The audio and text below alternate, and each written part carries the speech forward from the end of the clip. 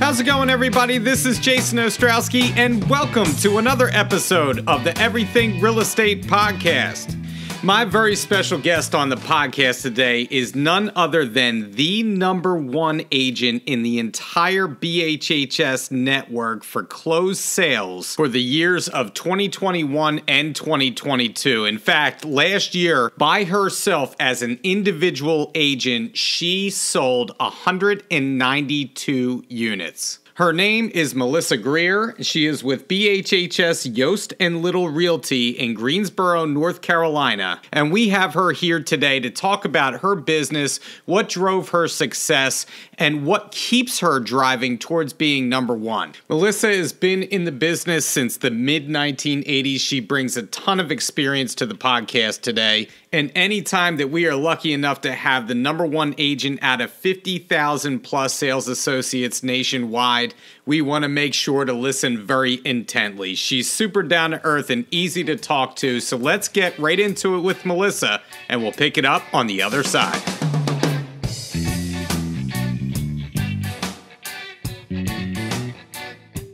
Melissa, welcome to the podcast. I want you to know, like, you wouldn't know this, but I wanted to get you on the podcast for some time now, because reason being, after attending our conventions in Louisville and Las Vegas the past couple of years and seeing your success being recognized as the top agent in the entire BHHS network for individual closed units the past few years, I'm dying to ask you some questions about your business. So I want to start off with our first question. How do you sell 192 homes last year as an individual agent in 1 year and still be able to see straight? I mean, how does that work? What's your average day like in Melissa Greer's routine? Well, so the good news is there's not an average day. So I'm very adaptable and flexible, and I'd never, and people are shocked when they hear this. I don't have a routine. I don't get up and do the same thing every day. I go with it. I know what I've got to do.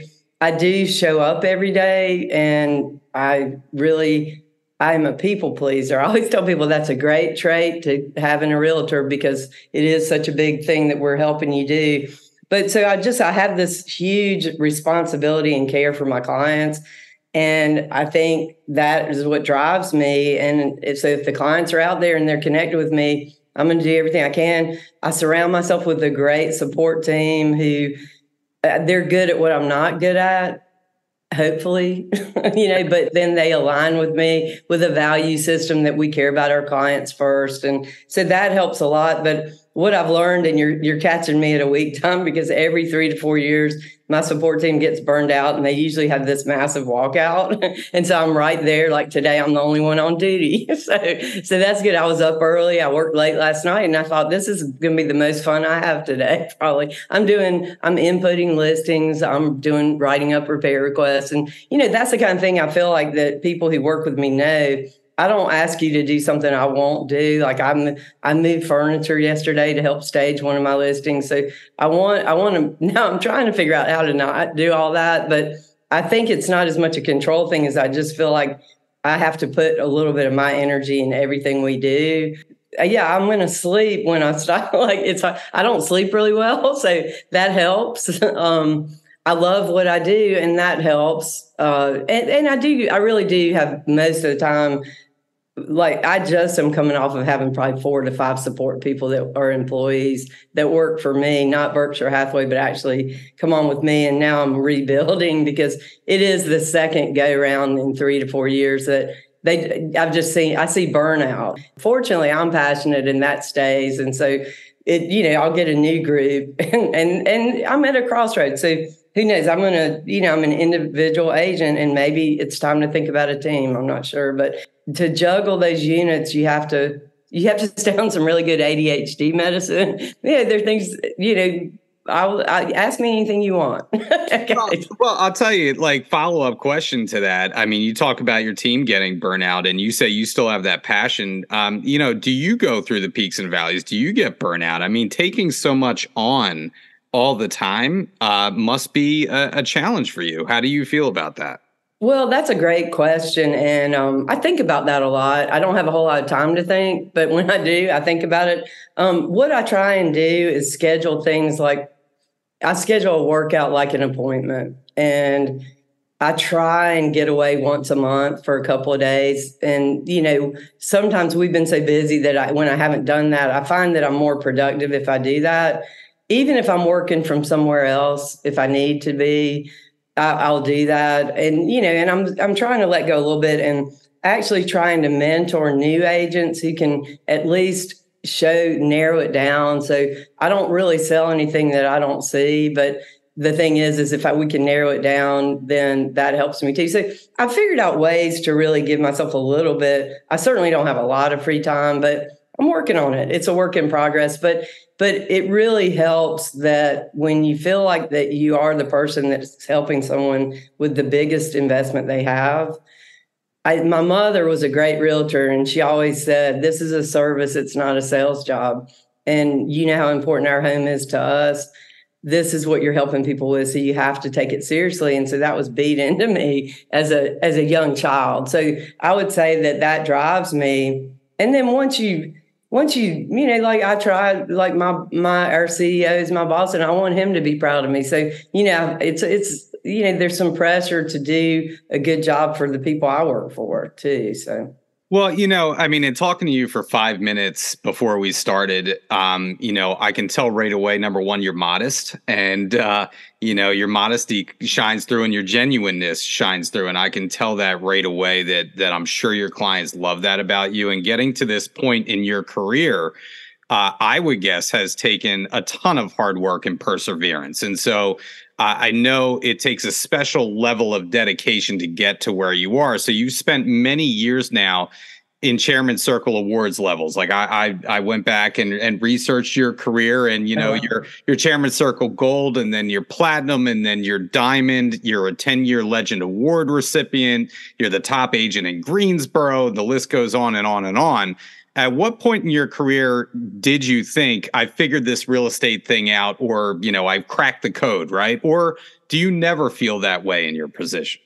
I absolutely never feel that way. I'll be honest, during the recession, I was going to hot yoga twice a day in spin class. And I thought, how did I ever sell a house? And I remember thinking, well, my identity's a realtor, and I'm not doing really well with that right now. So I started doing a lot of nonprofit work just because I felt I was advised that I needed at least to broaden my horizon a little bit. But no, I was a realtor during 9/11. And, I remember thinking, are we ever going to, be in a normal market again?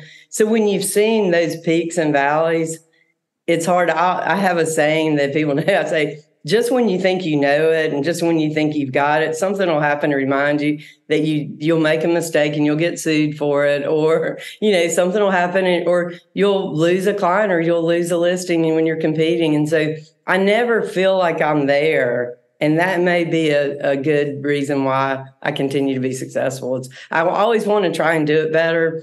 I don't think, and I learn a lot from newer agents. It's like amazing. Like I'm really into this Chat G thing right now. Like I was talking to somebody, and I said, my goal for 24 is I want a real estate team that's completely robotic, like AI, and it's just me. And then they're there. It's like a mega team. So, but no, I just feel like you've got to always change and remain relevant. When I started selling real estate, there were cars, but that was about it. We didn't have all the tools we have. And so to be relevant, like I never thought I'd be doing videos on social. I didn't, so you do. And I think that's the thing, is if you stop growing and think you know it, then you become stagnant a little bit. And I don't like apathy in any level. So I just feel like that's part of it. So that's a question I get a lot, but people are shocked when they hear it. I'm always nervous. Is this going to be my last closing? I really need to get out there and just keep plugging along. But the past few years have been great, and I'm grateful for those. I think that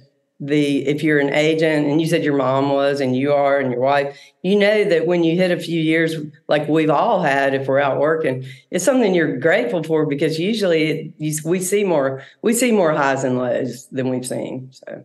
Yeah, for sure. And you had mentioned just like you have to keep that passion going, is what I'm getting from you. And we talked about AI. Actually, I'm going to give a shout out to Rajiv on here because we're going to do an AI series starting next week. It's the next evolution in our business. And you had mentioned like doing videos, social media. I remember even when I started 17 years ago, one of my first jobs was typing up agreements on a typewriter on carbons, and now Oh, yeah. now it seems like that's from like the Jurassic era and how things like move so quick in our business. You have to stay on top of these things and have a passion for them. So looking at your long list of sales, it seems like you sell at all price points, if I'm not mistaken. Yeah. Do you market yourself at this point in your career? Do you market yourself to a specific target market down in Greensboro, or has your business grown organically to perpetuate itself with primarily referral based business? How do you market yourself? So I still market myself because I think it's important to do that. Someone asked me the other day, and it was probably a family member, because my brother always says, "Why are you doing this?" He goes, "Why do you keep spending so much money marketing?" And I said, as long as I do this, I want to do it right. I want to do it the best I can. And I think you've got to put some money, you got to spend some money to do that. But I market myself, so I do believe every price point deserves good service. And so I don't turn down a property, whether it's really inexpensive.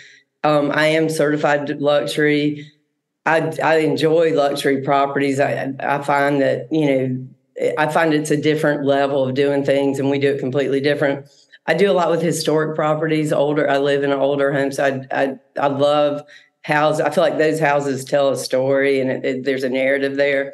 So, I mean, those are the kind of things I'll market to different things and different groups that I feel like would present myself for those properties. But overall, most of my business now is referral, but I do get some from the podcast I do. I get some from, I film tours of the city on YouTube and put those on my YouTube channel and use those for HR companies. And so it ends up, it's interesting, but those kind of things I enjoy because it's just thinking outside the box a little bit. So I think if I stopped marketing, I would almost feel like I would stop doing this, because I just think you always need to try and put fresh life in and get fresh leads. I mean, I've got a great sphere of influence. I've got a great database, but, they become friends with other people or whatever. And I just think there's always room to grow. Yeah, I agree with you 100%. I mean, you have to stay fresh, you have to stay relevant and keep, like you said, keep growing. If you're not growing, you're dying, right? Right. No matter what profession you're in, you never, like you said, you never want to feel satisfied with where you are, because when you do, that's when you start falling off. So have you ever paid for leads, or do you pay for leads at all in your career? No, I haven't done that. I think it's great. I mean, I go to a lot of the conferences and I see that. I haven't done it because I just never had the opportunity to do it when we started. And I learned how to develop leads in a different way. But I see people be very successful with that. And I think a great thing to remember in our industry is there's so many ways to be successful.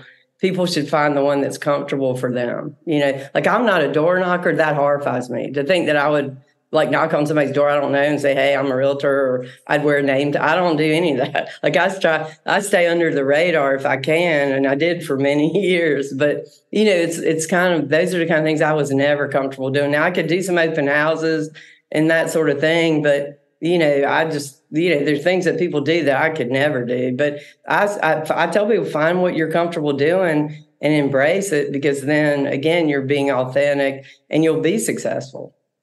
Well, you've been in the business since the mid 80s. So you have, a large sample size of your career of what works and what doesn't work. And but there's a lot of agents out there that have been in the business for many years, but have not come close to your achievements in real estate. So what do you consider the secret of your success? What drives your business, do you think?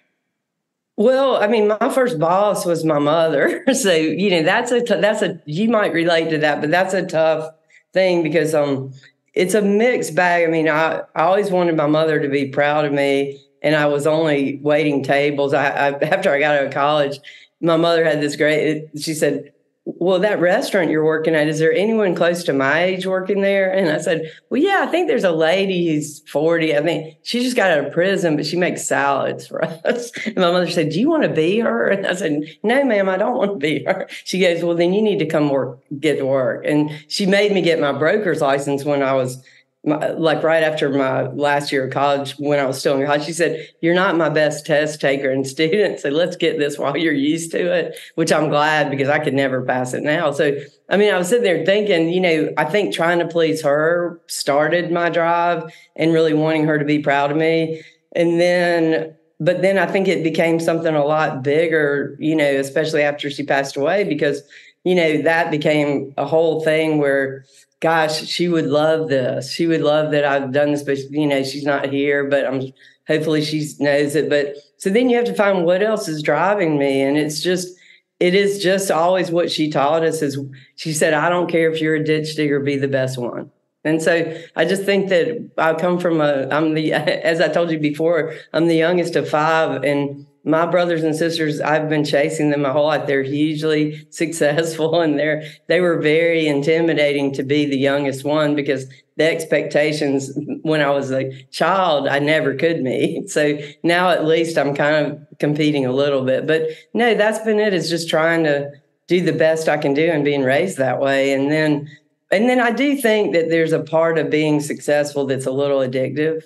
I mean, you set standards for yourself, and then you don't want to go backwards if you can help it. And that opens up a whole new, torturer. So, but anyway, it's very, I walk right over and says, how are you so even keel? I said, I'm very tortured inside. I just can't show that side of me. I think all realtors are tortured souls. Oh, yeah. I laugh because I'm so like you. Whether it's healthy or unhealthy, I do have an immense fear of failure. Mm-hmm. I do, and I'm constantly competing against myself and where I was last year. And my wife will tell you I'm very hard to be around when I'm not selling real estate, because I do torture myself, and it doesn't matter the market, there could be market dynamics where, there's no listing inventory right now. Right. And that's no excuse to me.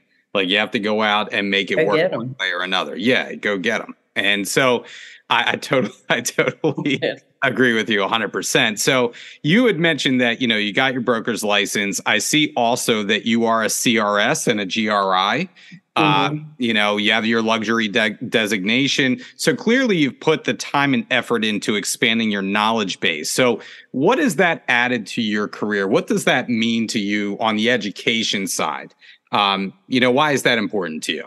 Well, I mean, I think things change so much legally, like I'm known for being in the very last continuing ed class of the year. So, I mean, don't think that, I always say, like, do as I recommend, but don't watch what I do, because I mean, it's like at the end of the day, I'm there with the 5 people that had to drive from all over the state just to do it. But I think the thing is what I learn in continuing ed makes me so anxious. I wish I had known it earlier, because it changes every year and there's always something new. But again, it speaks back to that. You got to always improve what you do, try and figure out how to do it better. You're never going to be like, you just don't ever, stop, because I mean, now with the market, who would have ever thought we'd be in a market like we've been in the past few years?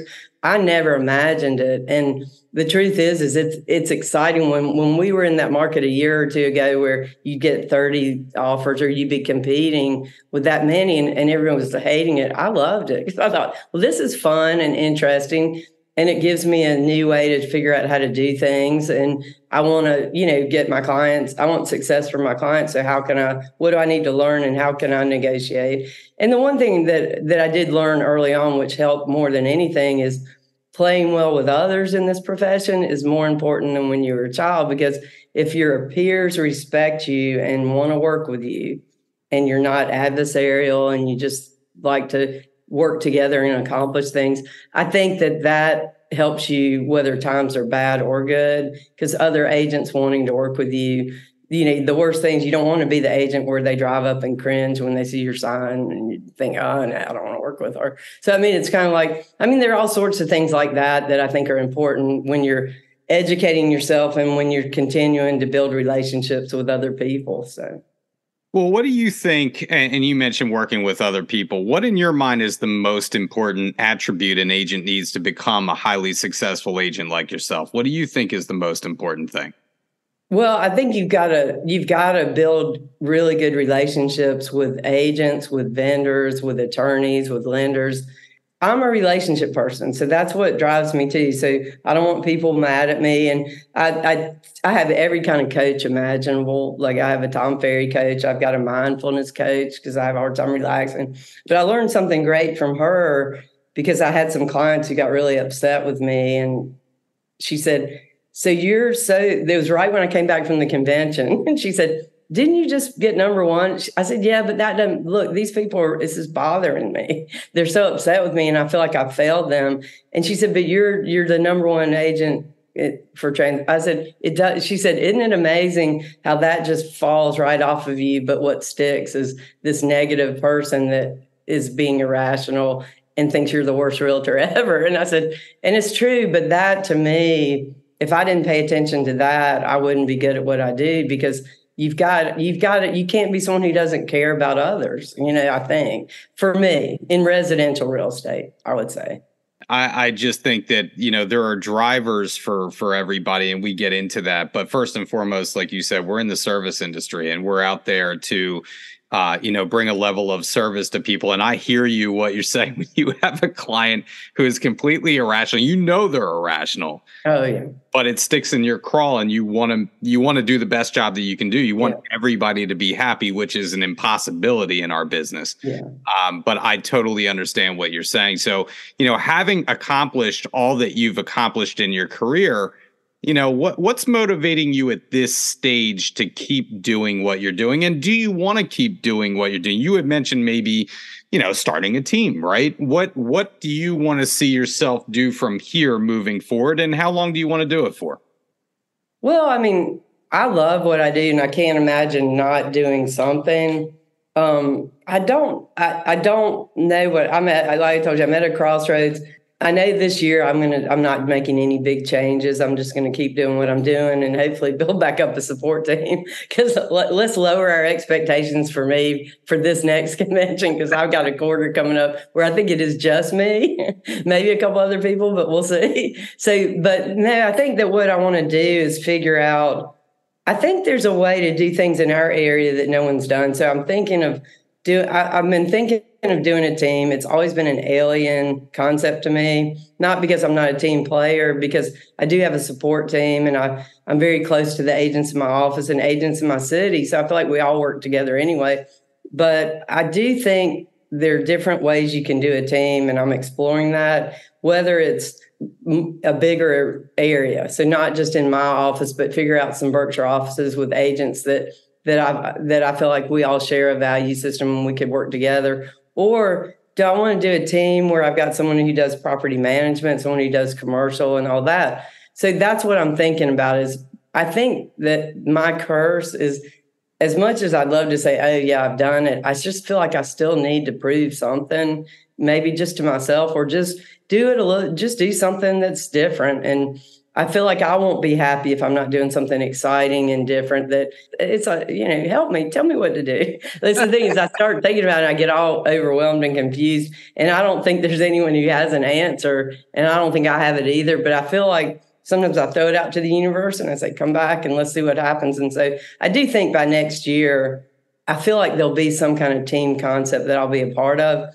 So I feel like that if I could figure out how to have someone manage a team too, because that would be a nightmare to have me at the management level. So I don't know. That's the thing is you really have to learn what your weaknesses are and your strengths too. And I have learned, that's all I say. I quit being perfect a few years ago. It's been very liberating, but expensive. So that's the thing. I'm trying to kind of take the other things away. number one rule, know thyself, right? Like if Right. you start a team and you're not, a good manager of people, or, you're not going to be out there leading every day, then you need somebody to fill that gap for you. And you recognize that. I think there's a lot of people that don't, and that's when it becomes a problem, when you're just out there being a team leader. But are you really a leader? Right. Should you be doing it? There are plenty of people who should not. You had mentioned coaching, and you had mentioned Tom Ferry, and you have a mindfulness coach. What has coaching done for you? What do you get out of coaching? Well, I always say with Tom Ferry, I was like their expired listing. I was hard to place because I don't get up every day and do that hour of power thing. I mean, I just, I do it in ways that are not conventional. And so I've had the same coach probably for 8 years now, but I had probably 5 before. So I've used coaching to help me run my business and figure out what kind of people do I need for support. And it's interesting because you've got to find someone who is enough like you that they would work with you and respect you, but is enough not like you that they've got a skill set you don't have. And that's a hard thing to find. So the coaching's really helped me with that as far as that goes. It helps me when I'm low on help, how to, get through that without just collapsing and just, and then just keeping the perspective. And then it's connected me with a lot of agents throughout the nation.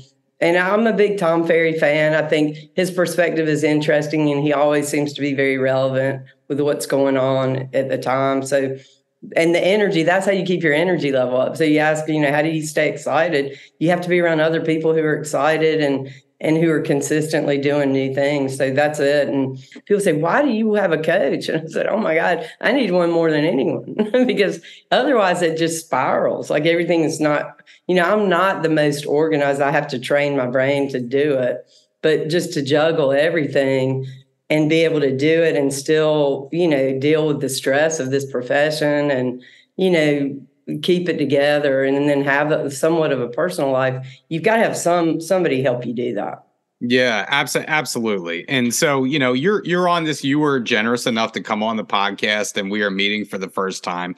You're no stranger to the podcast or to doing podcasts. You have your own Melissa Unscripted. So what has that added to your business? What do you get out of your podcast? I know for me personally, I enjoy doing it. It's a labor of love, but also business-wise, it has helped me business-wise. So let's talk about your podcast a little bit. So we started doing it during the pandemic. My friend Dave Wilson and I, he help me with my marketing for a long time. And so we had talked about it at the time. And so we mainly did the pandemic to kind of introduce people to the area and give ourselves something to do. But I enjoy that sort of thing. That's why I really do. It's something that I found that, for me to do something different than just going out and showing houses all day, it really is rewarding. But what I wasn't expecting, because I really did it. And so I thought this is going to help. This will help mentor. This solves a lot of what I want to accomplish just by giving back to our industry. But then I do get business from it because people get to know me on it. And I think you probably find this too, is, the one thing is if you're achieve any level of success, when I meet people at conventions, I always say, well, you don't seem like a top agent. And I always say, thank you, sort of, because I don't, that's, how do I take that? Yeah. Yeah, I don't know. That's fine. But I think it shows the human side of us, which if all people are seeing are your houses or your social media and it's all real estate, they're not really getting to know who you are. And so, I mean, some of the best compliments I get are people who listen to my podcast or see my videos and think, I want to be friends with you. And I said, if that's what gets, I can help you buy a house and be your friend. Come on. But I mean, it's a nice thing. And I think it also, I hear from agents who just say, thank you, because I learned a lot, or I'm having a tough time. Could you meet with me sometime? And I always try and do that. I try never to be too busy to help someone, because I've needed a lot of help over the years of my career. And I always, I tell people, if you ask someone for help, they're probably going to give it to you. I said, because not many people, if you say, I need your help, are going to say, no, sorry. And so be okay doing that. Be comfortable when you need it. And so I've gotten a lot of help. I've gotten a lot of support. So I want to give it back, but it gives you some business. Mine's nowhere near as successful as yours. The thing is we just do it for fun, but it pays for itself. Let's put it that way, I think. Yeah, I mean, it's been a trip. Not a money maker. Yeah, I mean, it's been a trip. I love getting on here with people like yourself and talking to agents across the country within the company that, it's opened doors that never would have been open before. And it's really cool. And, just getting back to your business, a couple more questions before we get out of here. Okay. If an agent wants to do over 100 real estate transactions per year, what do they need to do in your estimation to get them there? I think I would first of all get a great therapist. No, I'm just kidding. No, I mean, probably true. That's probably a first. No, I mean, I think the thing is you've got to get you've got to get the support that helps you with what you're not good at. And so the organization, you've got to get systems in place. I sound like I know what I'm talking about, and I've had to learn, but this is not my natural way. But no, so there's certain things like I'm really picky about certain things, and there's a way that we do things. So the minute I know I'm getting a listing, I go ahead and order the measurement and get it done. Have them measure the rooms and all that. You have to figure out you can't do it all, so you're gonna have to pay to get some things done. So you've got to be willing to do that, but you find that your business increases when you start. Like mine, when I committed to more than one assistant, I mean, my second assistant was paid for immediately. I mean, it happens, then you get to a point where it's not going in the right direction. You kind of rein it in, but no, you have to figure a process out. So you have to get things off your plate, sort of a touch at once. Make sure you've got strong people who can know your processes and support them. And that's a constant struggle for me, but I feel like that's what we do. And then the hard part is if you're doing that many transactions and you're an independent agent, they are calling you. They're not calling your support team. You have to introduce them in a way that they're an extension of you and tell them that they care as much. And I always joke and I say, you probably will like them better than you like me once you get to know them. But but I'm the one that negotiates. I'm the one that's here and I'm always available. But you have to be always available. So it is something that takes a lot of commitment and I realize that the more that I do it, is that the commitment and the responsibility of doing that kind of business, it's not like, I mean, I've had years where I've done way less transactions and I remember lots of vacation time but if you're a realtor like I am, and it sounds like you are, when you're not selling houses, you're miserable. You're not on vacation. You're sitting here thinking, oh no, like whereas they say you should go and just enjoy the time off. We never do. We're always like, oh gosh, I mean, I just need to just be miserable and worry about this and not take any time off. And then when I'm busy, that's when I'll complain and want to take time off. So it's an interesting profession, but I think overall, you've just got to have the commitment and love it enough to be there. And it's really hard to get away from when you're doing that number of transactions. My wife gets a trip out of taking pictures of me when we're on vacation, when I'm on the phone, talking business. So we'll be at some beautiful spot and a very scenic area, and I'll be like in a tropical setting, and there'll be this blue ocean, and I'm standing on the beach talking on my phone, and she'll take pictures of them or pictures of me without me knowing, and then send it to me at some point in time, like in the future. And it actually really is kind of funny. One of my favorite places I've worked out is at the Grand Canyon. I was at the Grand Canyon, and what's prettier than that? And I'm sitting there on the phone trying to work out this transaction. I'm like, this is ridiculous. I paid for a helicopter ride here. I'm sitting here. I'm not. That's what we did this year. That's what we did this year. And I'm in the middle of the Grand Canyon. Yeah, I totally get it. Absolutely, 100%. All right. One more question before I get out of here with you. If I am not mistaken, you are a graduate of UNC, the University of North Carolina. Is that correct? I am. Absolutely. So, all right. So I have a hypothetical for you. And this just proves how loyal you are to your alma mater. All right. So you get a call. It's for a listing. The listing is $30 million. and they say, Melissa, I want you to list this house for $30 million, but there's one caveat. You have to wear a Christian Laettner Duke jersey for the next 2 months while you list my property until we close. Are you taking that listing or not? Oh, I'm absolutely taking that listing. This is my favorite thing to say is I'm a Carolina fan, but more importantly, I'm a Carolina graduate. And so that has nothing to do with what shirt I wear. And if I go to a football game in Chapel Hill, I probably wouldn't go during that time. But, no, that, of course, I wouldn't be. I wouldn't even have to think about it. I thought about the most hated Duke player of all time. There's a JJ Redick was up there, but I thought Christian Laettner probably took the cake for the vast majority of UNC students. So yeah, it's hard. It's hard to imagine wearing that shirt, but I would do that. I would do that. Well, maybe with a vest on top of it. Fun fact: I really wanted to go to UNC. It was my first choice. We actually went on a college tour. My grades were terrible. I was like, what are you taking me here for? I'm never going to get into UNC. But I did get down, actually was able to walk out into the Dean Dome, get on the floor. Went to a football game. Chapel Hill is just absolutely beautiful. Loved everything about it. It's utopia. That's what I say. It's amazing. I remember the street sign being Carolina blue, and just how beautiful it was on campus there.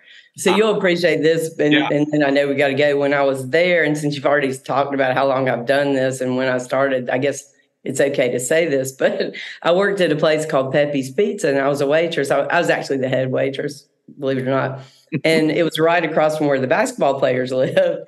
And so Michael Jordan would come in. I waited on him. And he always sat at the Ms. Pac-Man table. And because I was head waitress, I could wait on I waited on the whole team. He was the only one that ever tipped. He always came in with a date. He never sat with the team. And he was so nice. And so now my boss loves that story because I just said, that was my beginning. And so maybe I was just exposed to him, and we he never even spoke to me, but still. But that was fun. It's when I was there, they won one of the national championships. So it was pretty great. I think, you need to get on the horn and call Michael and tell him, you remember me from the pizza shop, buy 5 houses from me now.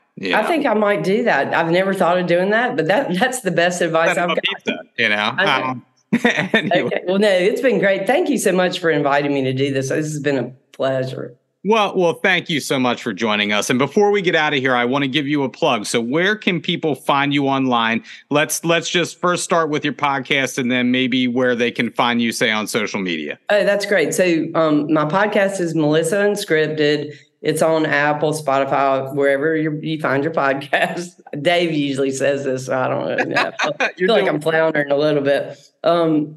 If you follow me on Instagram, that's just at Melissa J. Greer. It's my name. Facebook, Melissa Greer, Berkshire Hathaway. YouTube is the same. LinkedIn, you can find. I have personal accounts and business accounts on every one of them, pretty much.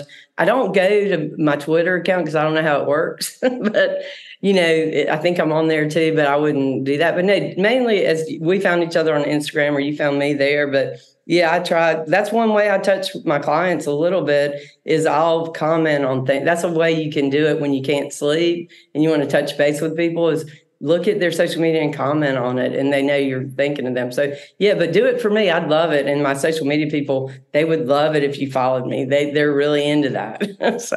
Well, I'll tell you what, Melissa, it's been a real pleasure talking with you, and I hope to meet you face to face next year in New Orleans. I hope that'd be great. Up on that stage again next year. And I'll give it my best. We'll see. No pressure whatsoever. Either way, let's get together in New Orleans. Do one of your podcasts there, and I'll come by and say hey. That would be fantastic. Well, okay. Thank you so much for your time. Thank you. Looking forward to seeing you down there, like I said, and much continued success to you. And anybody who needs an agent in the Greensboro area, reach out to Melissa, and I'm sure she'd be happy to help. Thanks again. And I might could introduce you to Michael Jordan by then. You never know. Yeah, there you go. Never know. That's what I expect now. So okay. Thanks. Thanks so much, Melissa. Take care. Before I get into the key takeaways from my conversation with Melissa Greer, I'm very excited to announce that I will be co-hosting a 3-part webinar series with Rajiv Sajja, and we're going to be covering artificial intelligence and how that relates to your business. It's called AI-Powered Real Estate, and if you haven't signed up yet for the 3-part series, it's really simple. All you need to do is go to foxroach.ai. Again, foxroach.ai. You could register there, and you can also find some great resources for your business using AI. Find it there, foxroach.ai. We hope to see you all there for part 1 of our series today, September 21st at 11 a.m. Now let's get back to the podcast and my key takeaways from my conversation with Melissa Greer. Number 1, when you listen to this podcast, you can tell right away that Melissa is a very genuine person. And in order to do the business that she does, she is very honest with herself about her strengths and weaknesses. And you can tell through the podcast, she talks about that she has help. She has the support to her business to fill in the gaps where she perceives her weaknesses lie. And I think for many of us, I know for me personally, I try to do everything myself all the time. I am a control freak with my business, admittedly so. But in order to reach the level that Melissa has reached, you have to have people to help you along the way. So one of the first steps that I think all of us need to recognize if we want to get to that next level is, where are our weaknesses and who can help us to fill in those gaps with those weaknesses in order to make our business stronger. For many agents, that may mean hiring an assistant. For you younger agents out there, that may mean getting a mentor or potentially joining a team that will get you the knowledge that you need to get to the next level. For others, the experienced agents out there, you may need a coach, a business coach, a life coach, as Melissa has. Whatever it's going to take to get you to that next level, it's first recognizing that we all need help in getting there. Number 2, even though Melissa has been in the business for a very long time now, she recognizes the importance of embracing any new technology that comes down the line. In order to sustain her business, to grow her business, to be number 1 in the network, Melissa has her own podcast. She does a lot of video.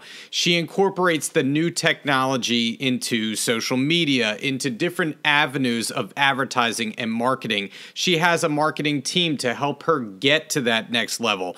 So for those agents out there that have been in the business for a while, you constantly need to change and adapt and always be on the lookout for ways to grow. If we're not growing in this industry, what are we doing? We are dying an inevitable slow death by keeping things the same way that we've always done them. There are certain things that will stay the same, but ultimately there are many things that need to change in order to sustain our business. Last but not least, in order to do as many transactions as Melissa does year in and year out, you have to be motivated. And you have to find that something that keeps that fire in your belly going. When you're in those valleys during the year, you don't feel like doing much. You wake up and you're a little burnout. For Melissa, she talks about the story of having some very successful siblings. She talks about her mother as being a huge driving force and influence in her business at an early age. Ultimately, she wants to make her very proud as well. And she talks about her company and who she works for and wanting to make them proud. So she feels a responsibility to be successful, to be great for her clients, to make sure that she does the best job that she can do. That keeps that fire going. So you have to find what motivates you when you wake up every day and it's a tough day. What keeps you going? In our business, you have to have that hunger and that desire to do well in order to get to that next level. Well, that's it for the podcast this week. We will be back in another couple of weeks with a new topic, a new guest, and as always, if you want to hear something that we haven't covered yet, please reach out to me, jason.ostrowski@foxroach.com. And if you haven't liked or subscribed to the podcast or left us a review yet, please do so. It helps us to reach more people. Once again, this is Jason Ostrowski saying stay safe out there, stay selling, and we'll catch you on the next episode of the Everything Real Estate Podcast.